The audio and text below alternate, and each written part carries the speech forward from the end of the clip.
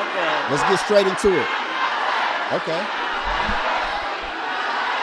I'm here because we believe in democracy. Everyone's voice matters, but You don't believe in democracy. Y'all overthrew it with Joe Biden. All right, so I guess this is where protesters are yelling Kamala, Kamala. I thought that it was the people in the crowd like being like Kamala, Kamala, like, you know, cheering her on. But these are the protesters. They are loud. I am speaking now. I am speaking now.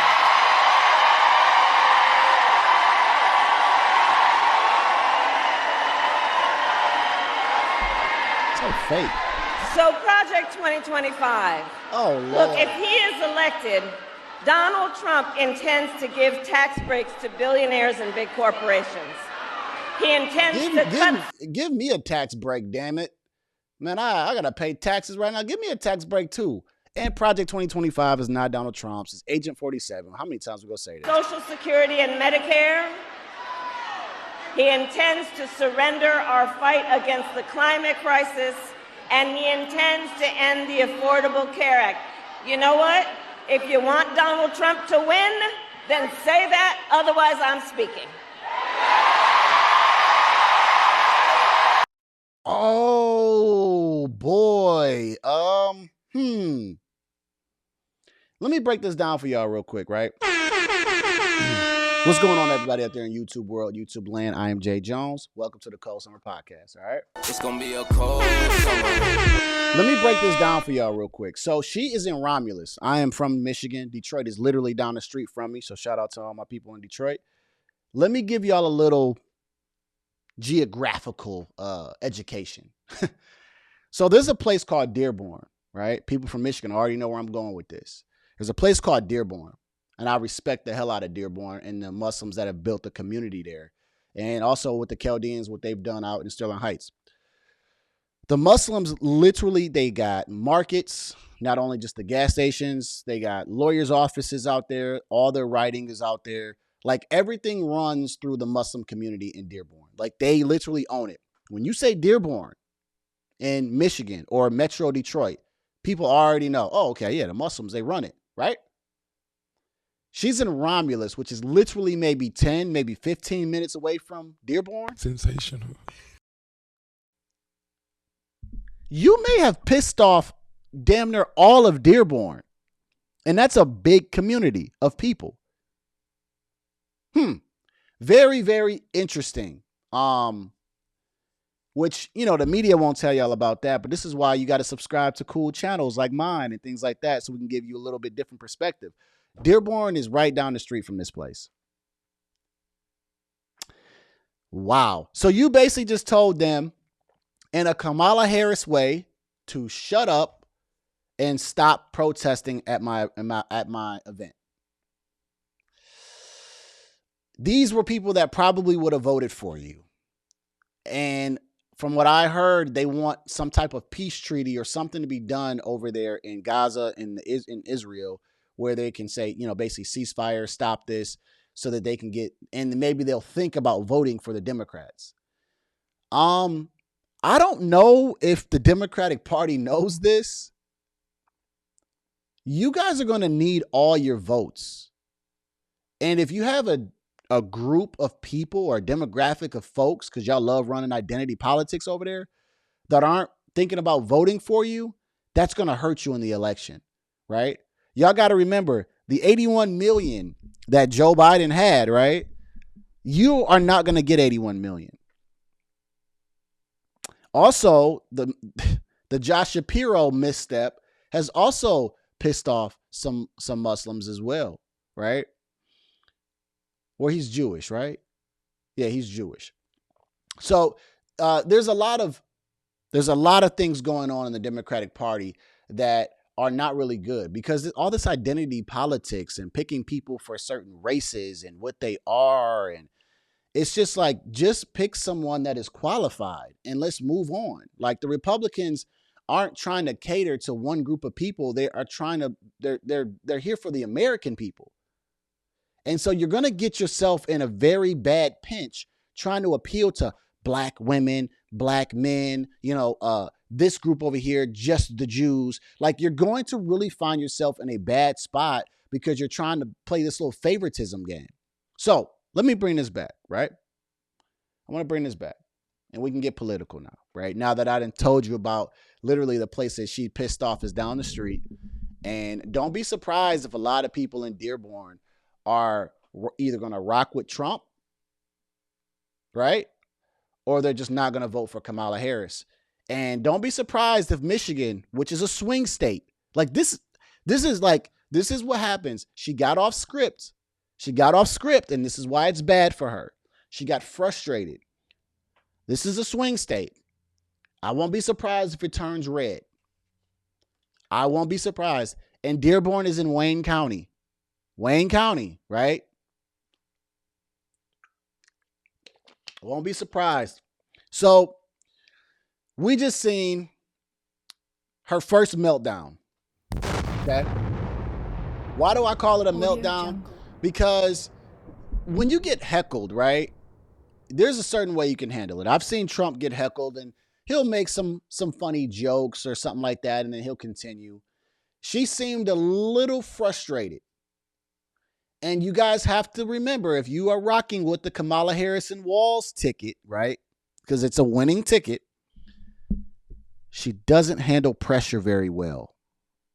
Is this someone that you want talking to President Putin, right? I keep calling President Putin. Is this somebody that you want talking to Putin? Kim Jong-un, whatever, how you say his name. Is this somebody that you want negotiating on behalf of the United States? Someone like that just got frustrated because there were some protesters and they're yelling and standing up for their own right. This is someone that you guys want representing you. No, not me. See, I look at things maybe a little bit different and deeper. I don't want someone this, I don't want to say emotional because I don't want to say emotional. I don't want to see someone this frustrated over just the fact that she can't get out her same speech that she's been saying for the last 2 weeks. She's frustrated about that. And you can see it in her face. And then all of a sudden CNN wants to say, yeah, she gave her like this death stare. Man, that ain't no different stare than I've seen and somebody else do in my family. But what she's showing you is how upset and frustrated she is because she wants to get through her speech. That is it. That is it. So she got heckled. Finally. Let me go full screen. Let me show y'all something. The pressure is on, Kamala. The pressure is on. See, your honeymoon period was nice. Money was coming in. News stations covering her. Kamala. Right? She's going to pick a VP, right? Stock market crashes all of a sudden. She picks her VP right then. Okay, another little boost. Now the honeymoon phase is done. Done. So let me get to this real quick. Let him cook. Let him cook now. Let him cook. I said let him cook. The debates are now scheduled, Kamala. It's time for you to start answering questions. I just seen a video where you finally, for about 60 seconds, answered questions, and then you walked away. You walked away. It's over now. It's now time to get down to business. Remember how you said, let's get to work? It's now time to get to work. People are now used to you being the candidate. They're used to Joe Biden being thrown under the bus. Poor little Joe. Little Marco. Poor little Joe. You're now the front runner for the Democratic Party. Your Democratic National Convention is next week. I got a feeling it's going to be a circus. And now the media is starting to ask the questions of, she's got to answer questions. JD Vance just pulled up, and shout out to JD Vance real quick. I'm going to react to a video shortly of JD Vance pulling up to Air Force 2, where I guess there were some, interviewers, people that want to ask Kamala questions. He walks up to her and says, hey, I'm here to look at my new plane I'm going to have in a couple months. Hey, I wanted to come over here and actually give you guys some company because Kamala Harris doesn't answer any questions. And he pressed the press, no pun intended, he pressed the press to say, start asking questions. Start asking her real questions and stop letting her get away with this. And the American people deserve it. How can you not respect a man like that? Number one, I respect him because he pulled up to Kamala Harris like a boss. Sensational. Said, I think that was her car, but, it was tinted out, she's basically ducking me. But I'm telling you guys, you need to do your job. And you do need to do your job. Why is it that Trump and Vance are out here literally, Trump just did 60 minutes of Mar-a-Lago live. 60 minutes. He went to the National Black Journalist event that Kamala Harris was supposed to come to. I wonder why she didn't come. Sensational. Answering tough questions, right? Getting pressured by, certain media stations. He's always on the phone at an interview, asking questions with Aiden Ross, and he's moving around. Kamala Harris is playing the safe game. Let's say that same speech to the same swing state, and then let's get up out of here.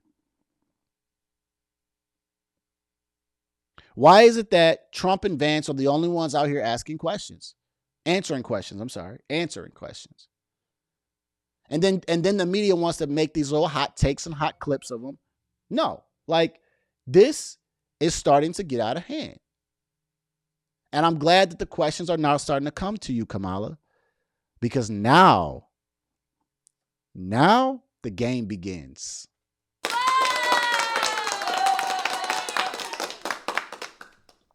And you know what we know, Kamala? We know that you're not good answering questions when it's unscripted. We know you're full of nothing but word salad to the point where people are like, what did she even say? They all got flaws as far as all these politicians, what they do well, what they don't do well. But we can pinpoint Kamala Harris's flaws. Tulsi Gabbard destroyed this lady. There was a lot to learn from that clip. So why am I talking about this? Yes, she got heckled. But what I seen in this clip was frustration. I seen her get upset at people that were doing their right. But I also seen how she reacted and how she wanted them to just stop. Please just stop. That's not how this goes when you got to answer tough questions. And when the media starts running clips on her that's not in a positive light, that's the very next thing that I want to see how she reacts. Because, see, the pressure has been all on Trump and Vance. Let's just try to keep putting up against the wall, right? And they're fighting off the ropes. Meanwhile, she hasn't even thrown a punch. And we're already in the 9th round of the boxing fight. So now it's time for her to get out there. And I don't think that she's ready, y'all. I see the comments that you guys posted. Oh, Kamala, she's ready. She's going to destroy Trump. I don't think she's ready. And let me tell you guys something else. I'm going to get off this video. This is not a courtroom. I don't know this prosecutor versus criminal thing, these manufactured felonies you got on Trump. This is not a courtroom. We are voting for someone. She's not prosecuting Donald Trump in a court of law. This is an election. We are should be going based off of policies and things that are going to shape us for the next 4 years. Not you running a smear campaign on your opponent. You guys have already done that. Your felonies didn't work for people, right? People still are like, I'm voting for the felon. They start making shirts and pins on it. They don't care about all this personal stuff you guys got on Trump. We need for you to bring the policies to the front, ma'am, and talk about what you're going to do.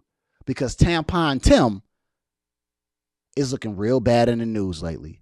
What a bad pick, by the way. Let's talk about it on another video. What a bad pick. But anyways, I'm going to get up out of here, man. She done pissed off my folks there in the Dearborn community, but it is what it is, man. Trump 2024, let's go.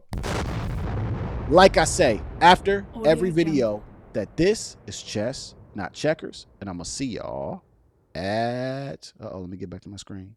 Work. It's gonna be a cold summer.